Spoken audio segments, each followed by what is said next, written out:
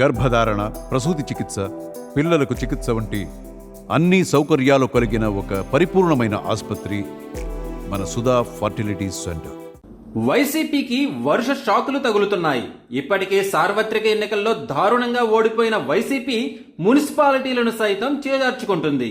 ఎన్నికల్లో ఘన విజయం సాధించిన టీడీపీ ఆ జోష్లోనే స్థానికంగా కూడా తమ బలాన్ని పెంచుకునే పనిలో నిమగ్నమైంది. ఈ క్రమంలోనే కీలక మున్సిపాలిటీలను కైవసం చేసుకోవడానికి టీడీపీ వ్యూహాత్మకంగా అడుగులు వేస్తుంది. ఇప్పటికే చిత్తూరు మేయర్ పీఠంపై కన్నేసిన టీడీపీ వైసీపీకి చెందిన 24 మంది కార్పొరేటర్లను తమ పార్టీలో చేర్చుకుంది. ఒంగోలు కార్పొరేషన్ పై కూడా టీడీపీ గురిపెట్టింది.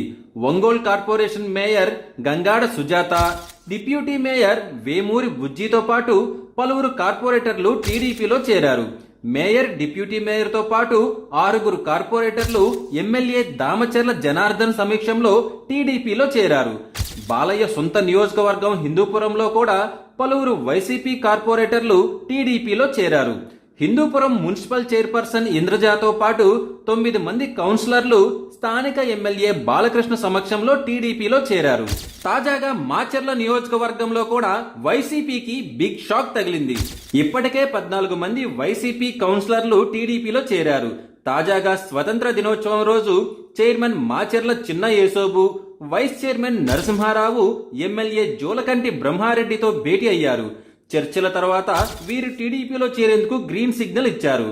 మాచర్ల మున్సిపాలిటీలో మొత్తం 31 వార్డులు ఉంటే 2022లో జరిగిన ఎన్నికల్లో మున్సిపాలిటీలో అన్ని స్థానాలలో వైసీపీ అభ్యర్థులు ఏకగ్రీవం అయ్యారు. సార్వత్రిక ఎన్నికల్లో కూటమి విజయం సాధించడంతో మాచర్లలో ఒక్కసారిగా టీడీపీ పట్టు సాధించింది. దీంతో చాలా మంది వైసీపీ నేతలు టీడీపీ కండువా కప్పుకుంటున్నారు. మరోవైపు వైసీపీ మాజీ ఎమ్మెల్యే పిన్నెల్లి రామకృష్ణారెడ్డి ఈవీఎం పగలగొట్టిన కేసులో నెల్లూరు జైల్లో ఉన్నారు. నియోజకవర్గంలో నాయకుడు లేకపోవడంతో నేతల వలసలకు అడ్డుకట్ట వేయడంలో వైసీపీ ఫెయిల్ అవుతోంది. ఈ లెక్కన చూసుకుంటే మరికొన్ని రోజుల్లో మాచర్ల మేయర్ పీఠం టీడీపీ ఖాతాలో పడటం ఖాయంగా కనిపిస్తోంది.